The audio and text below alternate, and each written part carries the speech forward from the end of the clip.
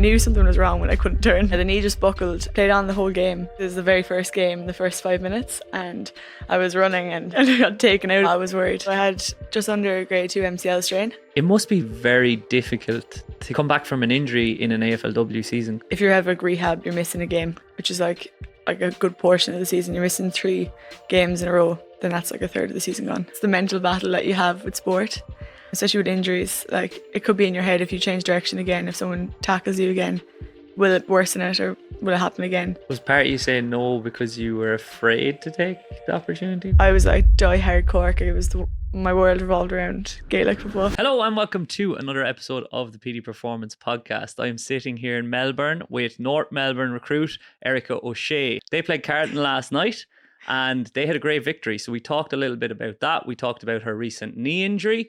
We talked about moving to Australia at 19, what she wants to achieve in the game of Aussie rules and what she wants to achieve in the game of Gaelic football as well. So I hope you enjoy it. And if you do enjoy it, please remember to like it, share it and send it. Erika, welcome to the PD Performance Podcast. Thank you so much for having me. I was delighted to be part of it. Yeah, we've had quite a few AFLW players on, ladies Gaelic footballers as well. Not many of them the day after a game though. Yeah. You played Carlton last night. Big win. How'd you get on? Yeah, it was a tough battle. It always is when you're playing a strong team like Carlton. But luckily we were able to overcome it and win in the end. But yeah, it was an exciting time and it was a good game. Bit sore this morning though. Yeah, how's your knee? Yeah, my knee's getting there. So I had just under a grade 2 MCL strain, which was a bit tough because it was the very first game, the first 5 minutes. And I was running and thought I was unreal running and I got taken out of it. And yeah, the knee just buckled. And during the game, I couldn't figure out why I couldn't turn. And I was like resisting it and I was like, what's wrong with me? And I was like, it feels a bit loose, and played on the whole game. And then I was like, oh, something's not right. But I was like, have to finish out. And yeah, it turns out it was grade 2 MCL strain. So you played the full, what quarter did that happen in? The first 5 minutes of the game. And you played the whole thing? Yeah. Wow, you're a tough cookie. That was in round 1. Round 1 against Brisbane, yeah. It must be very difficult to come back. Well, I know it is because I spoke to Sarah about it. To come back from an injury in an AFLW season, because how many weeks are there? 10, is it? There's 11 rounds, but 10 weeks, yeah.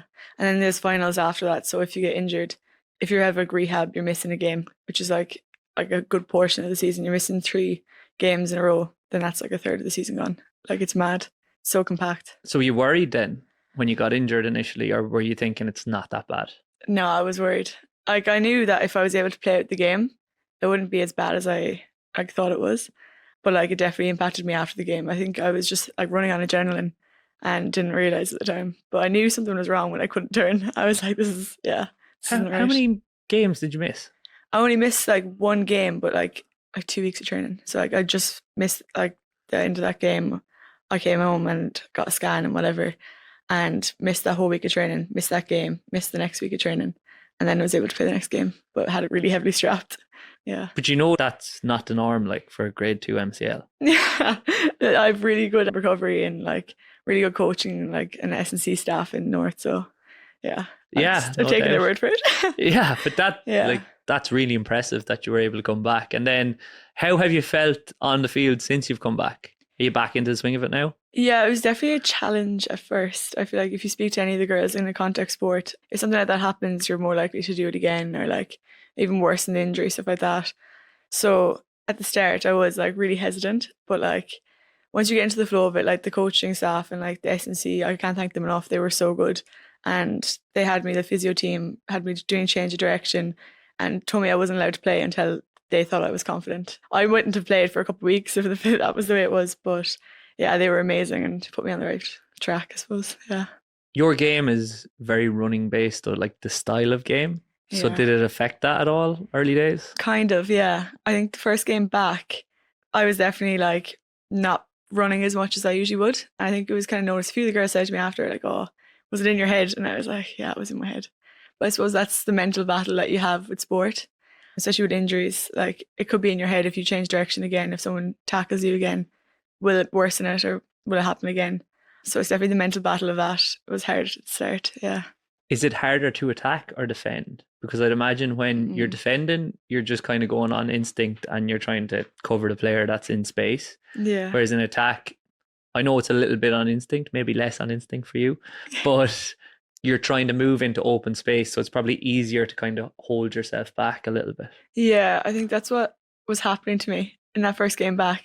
I wasn't like doing the stuff that I normally would. Like my position here is the same as like a wing back at home, which would be like more running based. So when I was thrown back into it, I was not doing what I normally would and like wouldn't get involved in offense. But like slowly I'm building that back.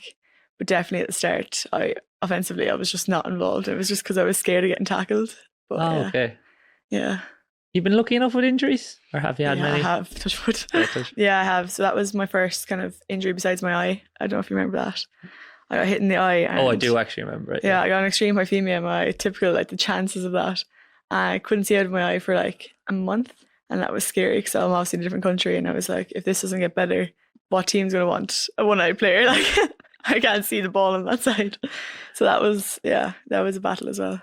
But that is not the norm as well. But I know you're still a young athlete. Like, I suppose you've still been lucky in a sense, but it sounds like you're pretty on top of your physical preparation. It's not all luck. Yeah, I think I am more so this year than ever because like when you become a professional athlete to an extent, like you have all this more time, I suppose, that you wouldn't have when you're playing Gaelic at home. You have all the time to like focus on like hydration, nutrition, injury prevention, all these little things, I suppose, and rehab. I suppose that does help too when you're all constantly like worried about the next game and stuff. As a professional athlete, you have all that time to be able to prepare. Yeah. I would say that a lot of the folks at home, because look, Gaelic games is an amateur sport, but still we're quite professional in terms of our physical preparation. At least some people are and some teams are. They probably are most interested in recovery practices of a professional athlete and professional team. So you played last night. Talk to me about recovery then after that. Is it still just the basics or do you add anything else to it? It would be the basics, but I suppose in the club that we have saunas, we have the hot pool, the cold pool, steam room. We have all of those kind of recovery facilities, which are amazing to have. And yeah, we have a list of stuff, so like the S&Cs and like all those nutritionists would all be in contact with us the day after a game, making sure we get hydrolytes in, making sure we have the protein shakes, all those little things. So we do have that like step up from at home, obviously, because we have more people like checking in, making sure we have all these little things ticked off. And yeah, we have to tick them off in our little teamwork thing. So yeah, it has to be done, which is good for us. I would imagine though, at least from the Irish girls that come over, because it's so new and it's so kind of foreign and you're grateful for it. And this is something that Julie and Paris touched on. They almost felt guilty not doing that stuff. So you probably don't really necessarily need that much accountability. You just do it anyway, naturally. Yeah, I feel like you would feel guilty, I suppose. I do agree with that statement. I think because the club, like all the girls are so driven, especially at North this year, like we're driving because we want to go as far as we can because like we obviously got to the grand final last year and everyone is just looking after themselves so well. And it's like a ripple effect. Like if I see the girls in recovery after training, of course I'm going to join them. I'm going to go into the sauna for a bit and stuff like that. But yeah, it definitely has a big effect on us. It sounds like at North you have a decent team culture as well, like you have decent crack. Is that similar to at home? Yeah, definitely. God, I miss the football at home. That's something I do miss. Like even with Cork, we had such a good group of girls, and this year, like there's such a young, like wave of girls coming through, and there's such talent. And the next couple of years, there's gonna be so much success. I'd love to be a part of it in the future, but yeah, like it's the same at North. We have a lot of young talent coming through, but we have a lot of experienced players. So we have like Emma Carney, who won 8 All-Australians since the whole AFLW program has actually started. She's won an All-Australian every year. So having like that and all the younger girls coming through to learn off someone like that is amazing. So yeah, we definitely have a good balance. You have a decent Irish contingent over there as well. Yeah, we do. How's that? So good. So I'm actually living with Niamh Martin and Blotting Bogue. And we live with another Australian girl as well called Ella. But we also have Vicky on the team as well, which is great. So we have a big crew of Irish. Are you glad that Vicky is wearing the same colours as you now? Oh, definitely. You'd always want to be on Vicky's team. She's a great athlete. She's so good. You played against her in your first year senior, did you? I've man-marked her, yeah. I remember at home. Do you mark her in training currently? Oh, I actually don't. I try and move off her. Yeah. At home, I was told if she goes to the toilet to go with her. So that day I stuck with her. So it was great to be a part of a team with her this year instead of marking her, yeah. You said before she's probably the strongest footballer you've played against. Definitely, she's so physical and she has that power and drive. Yeah, 100%. Would that still be the same statement if we were to add in footy over here to the mix? Yeah, definitely. I think because of her rugby background now as well, she's had such an element of that physicality brought into her game on top of like the power and drive that she has. So yeah, she's definitely upped everything, which is great. That's funny because when I had Vicky on the podcast, well, actually, she was on the backdoor cut with the two lads. She said that the hardest aspect of the rugby was the tackling. Oh, really? Yeah. It looks so natural to her training. Yeah. Well, maybe Yeah, so. it's So interesting. actually, she said the hardest aspect was not the tackling, the defense. Oh, okay. Yeah. Maybe GA athletes and fans wouldn't get that tackling and defense are two completely different things. Maybe they would, Yeah. but like defense is more so your organization and where you are in space in relation to your teammates, whereas tackling is the actual action of tackling. Yeah. And potentially her tackling was good from coming over here already. 100%. But maybe you're saying the tackling is better now since she's back. Oh, yeah, because like that's something I struggle with, tackling. I suppose you see like the bigger bodies in AFLW, and yeah, I feel like I something I'm really trying to work on is the tackling. So like I look at Vicky and it just looks so natural to her. I think the rugby has definitely helped. Yeah. So Vicky went and played rugby. Sarah Rowe went and played soccer. If you were to go and play a sport, like what would you like to play as well as AFL, or are you happy enough just playing Aussie rules? I'm loving Aussie rules. I would definitely love to play basketball. I played for years and I loved it. It was definitely something I go back to. So yeah, it would be basketball. What do you think basketball has given you as an athlete that you now bring to the footy field? Oh, definitely footwork. For like a defender, the footwork has been so important. I suppose not getting stepped, like, you know, in Gaelic, the way people step as well. Just those little things. Basketball has been a huge help that way. And I suppose just the speed of it, like basketball, especially when you're younger, if you're playing, it's very like ping pong, like going back and forth. So yeah, just having that as well. I feel like it made me more agile, definitely. We had Stephen O'Hanlon on the backdoor cut as well, and he played basketball to a high level with Ireland underage, and he's playing wing forward for Monaghan. But he said something interesting to the lads that the lads hadn't thought about was he rates his performances out of 10. But even as a forward, he's only allowed to give a 5 for attack and a 5 for defence. Oh, okay. Because in basketball, you're playing two ways, so you're measured the same attack versus defence. Being that you're generally defending, but over here, you've got to do everything. Do you think you think more about the attacking side of your game in Australia than you did in Ireland playing Gaelic football? Yeah, definitely. I feel like back when I was playing, I was more of a lockdown defender. That's what I would try to do. And like I try like run up and down the side every now and again as a wing back. But this year I'm focusing a lot more on like offense, definitely in Aussie rules, and hoping that like the defense will obviously stay there. But yeah, it's something I'm definitely trying to bring into my game, just driving my legs and getting forward. Yeah. So we're going to see more goals? Oh, I might maybe set them up. I don't think I'll be getting them. How many have you scored so far? I've scored one One, goal. was it? Yeah, I had a look. I saw. Yeah. At least it's one, though. Yeah, I'm just because I'm a back, I'm telling myself. What was it feeling like when you scored the goal? Oh, it was cool. I wish I had my family here though. It was one of those things where like, you want to celebrate with them, because I obviously do owe my whole career to my parents. They have done everything for me. I wouldn't be here without them.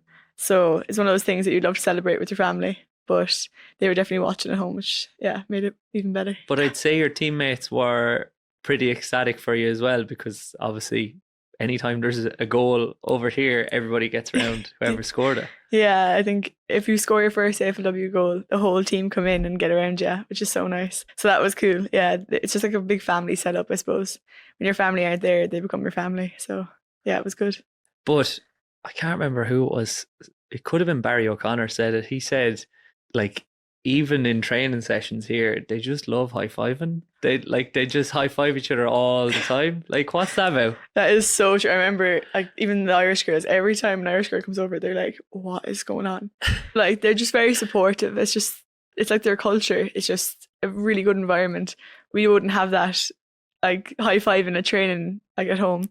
We'd be like that, like, you know, drive, like, let's go, get training done. Whereas, like, you run around the cone, they'll give you a high five and be like, yeah, keep going. And it's just like that positive setup, I suppose.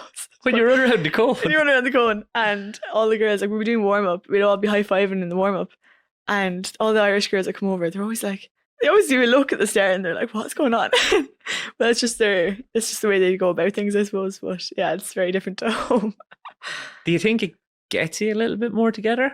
Yeah, I suppose if you're like coming into a new setup and you wouldn't know the girls you're coming into, like you're moving from a different country, like at the start you're a bit like culture shock, you're like, what's going on? But I suppose it is nice because you're kind of getting around each other, especially when you're coming away so far away from home. Yeah. It's funny because physical touch is like, it's a real connector for people, like, and it's something that is done really well in rugby. You can't really avoid it in rugby though, obviously, but like in a team setting, I don't know, like when I was coaching in schools years ago, they used, like, all the players would come up and shake your hand and shake everybody else's hand when they come in. And then as well as that, they'd always say thank you when they're leaving. If they didn't say thank you, like, they'd be in trouble essentially. I know that's very kind of authoritative, but like, it's just getting them into the habit of doing it when they walk into rooms when they're older. But then I heard a story of a few years ago when Henry Shefflin was over at Galway. I think Johnny O'Connor went in as strength and conditioning coach, and in one of the first meetings, because Johnny had been working with Connacht Rugby, he came in and he went around shaking everybody's hand. And this is hearsay now because I wasn't there, but apparently Henry Shefflin was like, what are you doing? What's that? Is that a rugby thing? And then they brought it in, everybody had to shake hands. But that is a thing in France in rugby. When you arrive in the morning, you have to go around and shake everybody's hand and look them in the eye. And I think it is a real connector. And it's something I actually brought in. I didn't go to that extent with the football team I was working with at the time, but just at the end of training, to congratulate each other for a good training session, we'd circle up and do a full circle, just giving the fist bumps or high fives or whatever. And I think it did make a difference in terms of you're leaving training with a positive mentality around what you've just achieved, or even if you've had a bit of argy and a bit of a biff, or you're giving out to each other, you can't avoid that person in the circle. No, like, you still have to shake their hands. You get a bit closer. Yeah. Should most football setups be doing that? Or are they missing a trick by not doing it? I think probably is a good thing to bring into it. Just have, if you did have a bad training session and stuff like that, and like just getting around each other, if someone's that bit quieter and you notice that they're a bit quieter, something like that will bring them more into the setup. I think you are right that way. And I do find it like at the start, you are what's going on, because they're so used to that mentality of like, let's just train, let's get this done. But it is something that is nice, and it would bring people closer together. And yeah, it'd be nice to see it in setups. If you were to go back playing with Cork, hypothetically speaking, what would you bring back from the professional setup of Aussie Rules? Like, what are your major lessons from professionalism? That's a good question. I do hope to play with Cork though in the future, definitely. So putting that out there. But yeah, I think something that I've definitely focused on this year is obviously the physical recovery, but the mental recovery, having that switch off, because like maybe it's just because you're so far away from home, everything's heightened by like 100. If something happens at home, everything's heightened. If something happens here, everything's heightened. Like you just feel that more like isolated. Like I'm lucky at North have been such a good team. Like their support networks for all the Irish girls and stuff like that have been amazing, and all the girls. But like that mental side is like such a huge factor as an athlete, and like I never really thought about it until this year really. But like that switch off, if there's something on your mind, you won't be able to perform to like the best of your ability. And that's something I'm only noticing now, which I wish I kind of noticed a few years ago, because you're not going to be able to do 100% in a game if there's something in the back of your mind or something that was going on. And yeah, it's something that I think is huge, and that's something I'd bring back to the Cork setup, is just having that like mental recovery, doing things like, I know like I've done things this year that I never would have done before. I suppose like even like meditation, little things like that, just be able to relax and like unwind a bit, because life can get like a bit messy at times, and having that switch off is like huge as an athlete. It's definitely something that I try bringing in at home, just having that mental side of it. Yeah, mental recovery. Have you had that before in the last few years? Like, have you been able to switch off from games, or is it just something that you feel you've needed to do this year? I feel like it's something that, like, as a professional athlete, all you're doing is football, and like you have stuff going on outside the pitch. Everyone does. Everyone has stuff going on like on the pitch, obviously, as well. It's something that I definitely brought into my game this year, and more recently I've definitely seen a difference of having that different mindset going into a game, because it can be like fixated on like little things. Like in a game, you could bring that into your next game and be more cautious. You're not going to kick the ball again because you gave it away. Little things like that, and they stick with you. So having that switch off is huge. Like we have a sports psychologist in the club, and like I can't recommend having a sports psychologist enough to GA teams at home. It's something that every team needs. Everyone has something going on. Everything they should definitely go see a sports psych about to obviously get the best out of you as an athlete. Yeah. That's really interesting because I just recorded a solo episode, and the last thing or the last topic I went over was sports psychology and how at home in the season, people won't go to a sports psychologist because they say, well, I'm in season now, I'm not going to change anything, I can't change anything. But then off season comes around and they'll say, well, I just want to switch off from it now. So my question is, when are you going to do it? That's often the way it is. And it's because I think some people are afraid too, it'll take away from, like you're in the middle of your season, you're going to see a psychologist or a sports psych or whatever, that will take away from your game because you're not going to, you're focusing on something else. And you think you should be focusing on just the sport, just the game, just the football, small things like that. And I suppose there's never like a right time for it. Like off season's not going to be the right time. It's when you're feeling it to just do it. Even if you're not feeling like it, going to sports, like you just go anyway and you'll see the benefits. It's just huge. I couldn't recommend it enough to anyone. Yeah. How frequently do you go and see the sports psych? Once a week. We have it in the club, and like she'll be there. She'll text in the group like and be like, oh, I'm in the club this many days, this many hours, and she has a list where she rotates, which is just amazing. Like having that is just huge. And like all the girls come out and they're like, God, like we've never done this before. Like the amount of girls I spoke to have been like, that is so beneficial. Just little things. I suppose it's just a huge thing that everyone should be doing as an athlete. Yeah. Or on and off the pitch, really. Yeah, well, yeah. True. But isn't it funny that people say, oh, I don't want to focus on that because it'll take away from my football or from my hurling, but like the very reason you're going is to help your match play, like your football, hurling, camogie. I know. Like, so your head is in a tizzy, like that's only going to help you to focus on what you need to focus on. It's not the opposite way. Yeah, I actually spoke to someone at home as well. It was a boy at home. He was like a big footballer at the time, and I remember he was saying to me that he was afraid. I remember him saying that he was afraid to see a sports psych because he was just like, oh, the lads will think it's, seeing a sports psych. And I was like, what about it? I was like, majority of the people you're playing with, you ask them, they'll tell you they're seeing someone. And I was like, that's the thing. People don't see that. Like I'm pretty sure every GA team nearly does have, like in a county setup, have access to a sports psych. And I think the Gaelic Players Association would be a huge help that way as well.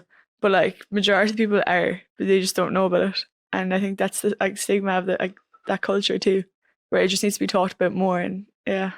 Absolutely. And we actually had Ian Reeves on, who was working with the GPA as head of, well, he's now head of psychological and well-being at the Rabbitohs. He was doing a similar job with the GPA, and a lot of intercounty athletes don't know that service is available to them, is what he said. And he would often, athletes would come to that first session with him, be it on Zoom, be it in person, and they'd be real nervous. Yeah. And like, Ian's the nicest bloke in the world. Like he'd put you at ease, but like, what are you nervous about? Like we're just going to talk.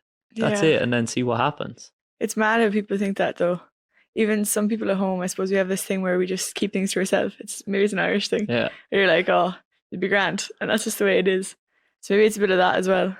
That you just keep pushing it off until you actually do it and you realise how beneficial it actually is. Yeah.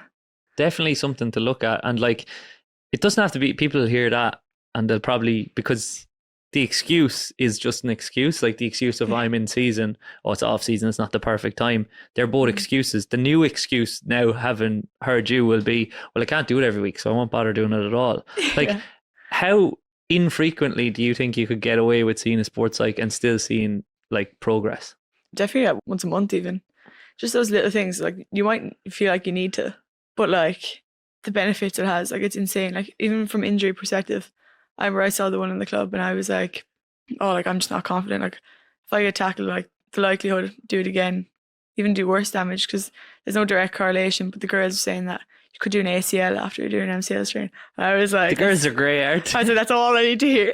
So little things like that. Like, so I spoke to the sports, like, I was like, it's a bit in my head now, like, and I was like, getting a bit worked up, and she just talked me through it. She was like, you have this block to focus on yourself, get better.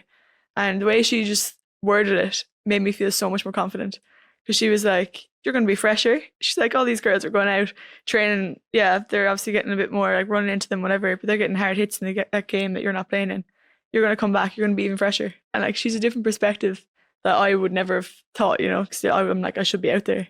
But like that perspective, even, it'll just shift your whole mindset.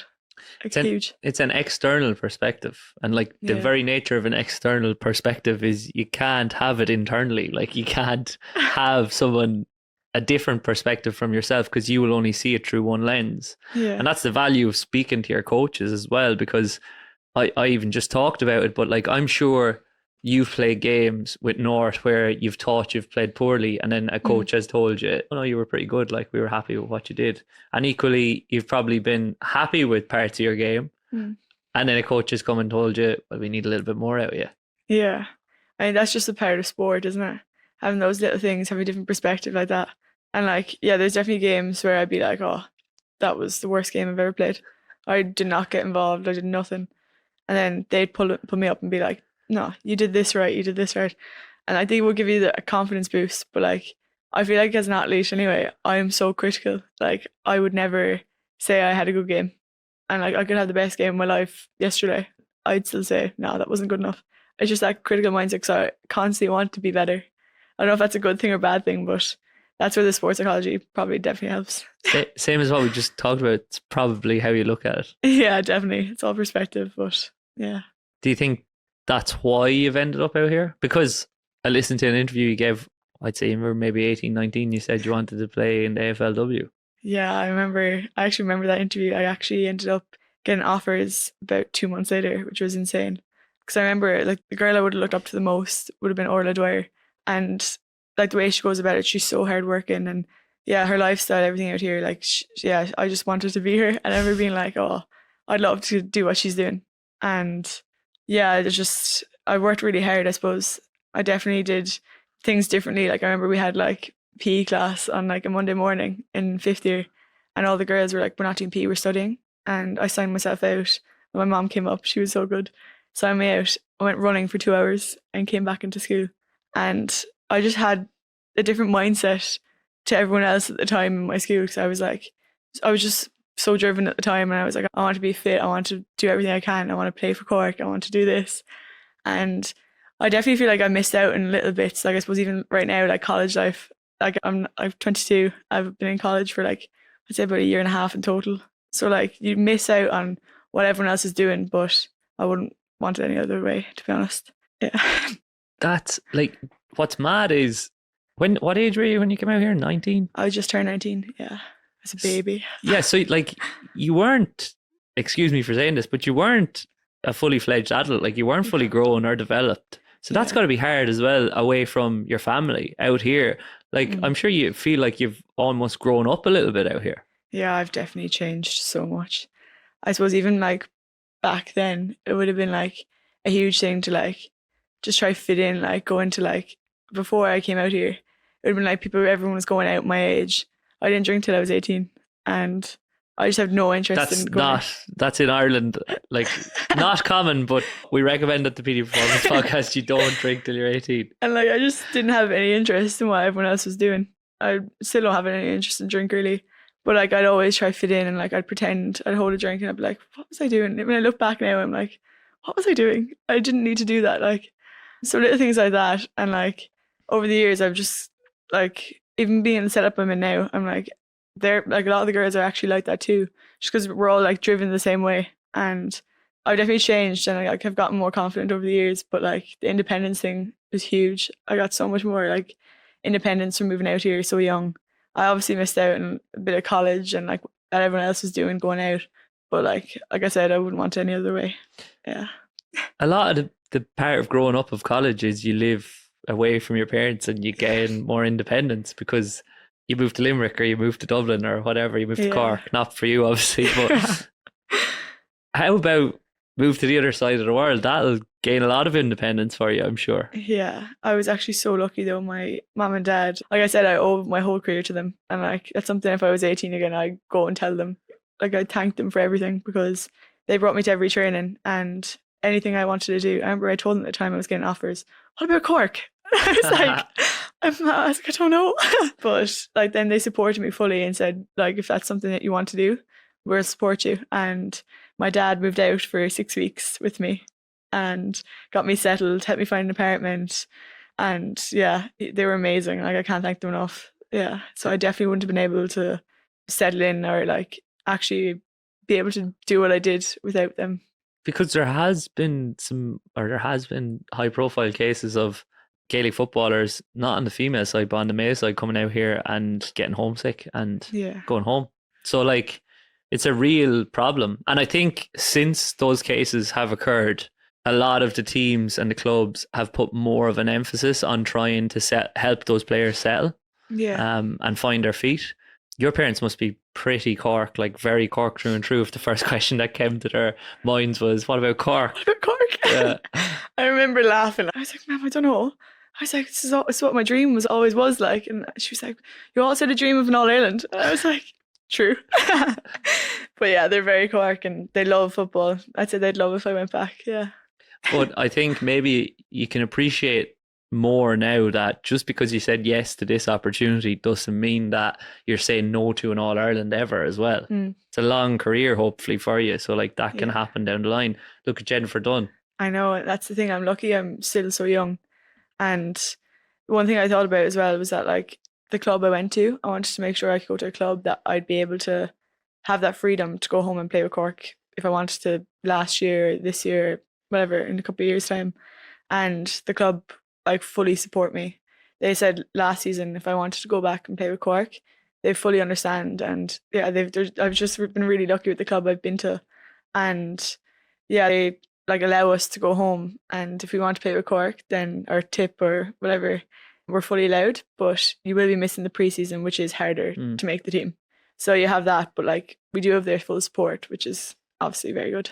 But you are actively training at home is the other thing, and you're pushing yourself hard. Like as you said, like Vicky may have missed elements of the preseason, but she was training for the Olympics, so she came in decent shape. Now maybe not footy shape, maybe it was rugby shape, but like she's still in a good place. Yeah. So is there much of a difference from a fitness standpoint between football and football? There definitely is a difference. Like if you speak to any of the girls, I reckon they'd say the same. It is more endurance based. Like it's longer distance for like obviously a longer period of time. But you go back home to football and it's more like that, like sprinting, like high speed running. You wouldn't have as much of that in AFLW because you're getting hit, like you're going to come up and attack me. So there is that more stop start here. So like you would have to build more endurance if you were going to play Aussie rules. That's what I think personally. Like if I was training in preseason, it would be like long kilometers I'd try to get into my body. Whereas at home, you're going to be sprinting after training or finishing sprints. So there is that bit of a difference I found. So 2023, you went back, you played with Cork. Yeah. This year, no. Yeah. What was the reason? For this year? Yeah. I think for me, I was just kind of like, I went back-to-back season and I found it really challenging. So I had that like Cork set up straight to AFLW, had the AFLW set up straight away, came home in December, had 2 weeks back to Cork. And it was just a lot. Like I know Vicky missed the league. At the time that wasn't possible, so I had to come back in. So I went straight in and I did find like myself getting burnt out. And it was just because I was constantly going. I suppose I needed that break because like the physicality of AFLW took so much out of me. So I kind of thought last year it would be nice just to have that like pre-season here and do a bit of UL. I actually went back and played with UL in O'Connor Cup and came back. So I had that and it was nice because I had a break then from March until like May or June. It's interesting because we talk about too many games at home and like too many games close together, but you've 9 days, you've 3 games, is it? Okay. Yeah, it was a crazy fixture this year. They were trying to get more games and like expand the AFLW season. So we're trying to get like a bigger season over time. So they're gradually bringing in a game every season. So this year they thought it was a great idea to have such a short bracket of the 3 games, just the condensed fixture we're calling it. And yeah, that was been challenging. Like we have another game Sunday now. you don't have to say anything, but me from an S&C coach's standpoint, I'm just going to say that is a terrible idea. Like, what you're putting these girls through because of the running demands is like a huge spike in risk of injury over the course of those 3 games. And you're doing it to further the sport, but you're doing it at the expense of subsequent games because the teams aren't going to be able to push the training intensity to the same quality, not just for these 9 days, but also probably in the 4 to 5 days post this, and also the 3 to 4 days pre this. So if you're adding in more games, I would say, great, all for it. But I would add in extra rounds and maybe even add in an extra bye week so that the quality of the games can become better, because it sounds like you're going down a rabbit hole of similar to what the GAA have done, where they've brought in more games, but then people complain that are going to the games that these games are useless because lads aren't playing because they're injured or because they're being rested. So if you want your best players playing all the time, I'm sorry, but like, it's less games, not more, or less frequent games at least, because I think it's mental that you have to play so many fixtures in such a condensed period of time. And then you look at players like Anya Tighe, who was playing class and then gone. Poor girl. Yeah. And there's so many variables. It's not one fault of any key variable, but if you want the best product as a sport, you want to keep the best players on the field all of the time. Not always possible, but you should be maximizing the opportunities to do. That's my rant over. Anyway. It's a good rant though. It is a good rant. It's needed, I think. And I think we get it wrong at home in terms of the GAA as well. And that we're constantly trying to add fixtures and games. And I know players love games. Like, you love playing games. If I said to you we were going to play 4 games in 9 days, you'd probably still put your hand up for all of them. Of course I would. But you're trying to protect the players. Yeah. And I'm sure your S&C staff and your physical development staff, they're trying to do that as much as they can over the course of these days. Have you noticed any changes in how training has gone in the lead up to this and during this period? Yeah, we've been lucky with our staff in the club because they manage us so well, and like, touch wood, but we barely had any injuries this season. And like, if we did, there'd be little things. But like, if you don't have that supportive, like, and like that obviously well-rounded like S&C team or like physio team, then it's going to be so hard to keep your players like injury free. And like, even I was speaking to the few girls yesterday that like weren't making the team. You have like one training in between every game, but that training, we're not doing a full training. It's more like a kick around and like a jog because you're recovering so fast from the last game. And how are they going to prove themselves then to be able to play? There's that side of it too, because you have one training, but it's not actual training. We're going kicking around the ball for 10, 20 minutes, going for a jog, and like, how are you going to be able to prove? So that way, for those girls who aren't being selected, they're finding it so hard to break into the team because you don't have the time to like prove yourself, like you said. The only way they can get into the team then is if somebody gets injured or someone has a howler. Like, yeah, that's not the way you want it to be either. No, you want to be able to prove yourself, and this condensed fixture now, the period of time that we're in, that's going to be challenging for a few of the girls. But obviously, when we move on now into the like more training, it will be able to like prove yourself. But at the moment, it is very tough. We don't know though as well. They could be trialling this year with a view to expanding the length of time of the season next year. They probably are.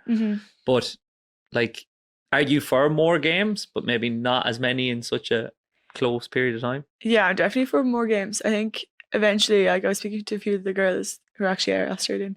They were saying that their hope for the actual AFLW setup, they are looking at like trying to make it like a full-time round sport. So like, you'd be like, obviously we're adding more games every year in the hope that it's going to be a year-round thing. So that way it would be very cool, like being a professional athlete full year-round. But like, then you won't have that break that we have now. And then obviously the girls coming over from Ireland won't be able to play Gaelic in a couple of years, which is a bit obviously tough because at the moment we have the balance and we have the best of both worlds. So yeah, but by nature of the sport growing, you won't have it forever, unfortunately. Yeah. And you even see it in the Irish male players that came over to play AFL. Like, it's a choice they have to make because they can't go home. Now I know Mark O'Connor goes home and plays with Dingle, but that's just because Dingle are class and they'll always be in the business end of the club season by the time the AFL is finished. But like the intercounty season, it's not possible, unfortunately, unless you have to pick, you have to choose. And it's a hard choice as well. And I'm sure it was a hard choice for you coming over even in the first place. Or was it something that you just jumped at? definitely wasn't something I jumped at, because I remember the team contacted me, North were the first team, and when they contacted me, I was like, yeah, I'll speak to you. And I remember being like, oh, it's something I'm looking at, like down the line. Like right now, I'm playing Cork and I'm enjoying it. I'm in first year college, so I was like, yeah, not really at the moment. They're like, oh, come on, we'll have the chat anyway. And I was like, yeah, I suppose have the chat. And I ended up speaking to them, and they were just so good. They're such good people in the club, and yeah, I love the vibe that they sent out, and I was just, it is my dream. And then mom and dad were like, if it is your dream and it's something you want to do, then go for it. And they were like, you have Cork, if you're able to play both, like this, the club said, even better. And she was like, you can balance it that way. You're still so young. If you want to have a season or two out with Cork, hopefully you'll be able to come back in a couple of years' time and obviously have an impact. But I'm still young, so I'm hoping that I'll be able to go back, definitely. I think that's something that almost all the girls have said, like that they've been sold by not just the opportunity, but by the people that have presented it. So like Yeah. Sarah said it at Collingwood, pretty sure Vicky said it about North Melbourne as well. I think Jen said it about Brisbane. It's not always like playing professional sport and playing for in this big stadium and playing in front of however many thousand people that is the attractor. It's actually the people that sell it to you and the people that want you, I suppose, and then you feel wanted by them and Yeah. to be part of their setup. How crucial was that to getting you over the line? And did you feel that from day dot when you got over here? Yeah, I definitely felt it. Like I remember getting my jersey for the first time, and like Nicole Bresnan was the girl who gave it to me, and the first thing she said was like, we know your family's not here, but she was like, we're your family too. And that was something that stuck with me. And it's something that like she really meant, because if I called one of the girls now and said like, I need to speak to you, they'd come in a heartbeat, and that's why I know it is. And yeah, I think that having that set up is huge. Like it's just mad thinking back when I was 18, I said no and they convinced me, but it's mad thinking about it now that I actually said no to like my dream life, and it mightn't have happened the way it did if I actually ended up staying at home. I mightn't have got the offers again. Little things like that. Was part of you saying no because you were afraid to take the opportunity, do you think? Yeah, I think I was also just loving playing football at home. I was like die hard Cork. It was my world revolved around Gaelic football, and yeah, I think that's what happened. And my mom and dad loved it, and having them near me, I think I was just so young, I suppose, and I wasn't ready. I couldn't cook. I couldn't do anything. I was brutal. So coming out here was definitely life changing. Is that the hardest aspect of being out here, that you're so far away from your family and from your support in Macroom? Yeah, I'm very family orientated anyway. So that was definitely hard. I think, like I said earlier, like if something's going on, it's heightened by 100 because you're in a different country, you have the time difference, and you know yourself, like you wake up in the morning, if you're going to work, you have about probably half an hour window being able to text everyone or something like that. Then you're out the door, gone to work all day. You're not going to be on your phone during work. Like we're training, like I won't be on my phone when I'm training. And we're meetings straight after. I can't go on my phone during the meetings. So then it comes to the evening. I come home, have dinner. Could be late. It could be out with catching one of my friends after training, and then we have like a tiny bracket to say hi to people at home. Or sometimes you come over from training and you're just absolutely dead. You won't be able to pick up the phone. We can't speak because you're so tired, and you just feel a bit isolated at times, I suppose, from your family, because it's a network that you have a whole time growing up, and then that's taken away when you're here. But yeah, it's challenging. Sounds challenging for sure. Are you still 100% Cork? Like, when you meet people, do you still say, I'm from Cork rather than I'm from Ireland? Oh, I'm Cork. Yeah. Real capital, I say. Yeah. Typical Cork. That's something I have to say. Leave that in. Yeah, but you're like, you still have like an intense feeling of love for Cork and wanting to go back and play for them, as you said earlier. Yeah, definitely. I think seeing the young talent that is starting to come into the setup, it's exciting. They have a good future ahead of them, a lot of those girls. And yeah, I'd love to be a part of it. So yeah, it's something that I'd love to definitely do, go back and play. Do you worry in terms of time bound, like when you're going to get to go back and play, and whether the opportunities of winning Senior All Irelands will be there when you go back? I think the future is definitely bright for the girls that are coming through. Whether I'm part of that success or not is a different story, but I think there's definitely a lot of success in the future for a lot of those girls. A lot of them are very driven. I would have watched a few of the girls coming into the setup, and it's exciting. But yeah, I think I'd love to be a part of the success that they're going to have, but it's hard to tell. If they won an All Ireland and you weren't involved, hypothetically, Yeah. how do you think you'd feel? Oh, I'd be delighted for a lot of the girls. I'd obviously be upset not to be a part of it because it's something I've always dreamed of. But I'd be delighted for a lot of the girls because the setup we have with those girls, and like they still check in with me. I caught up with one of the girls who's actually in UL, Rachel Leahy, and like those girls coming through have such a talent and they're such good people that you just love to see them have that success. Well, hopefully you can be there in the future to win an All Ireland for Cork. At least, well, I'll say that. The rest of the country mightn't say it because we never hear the end of it.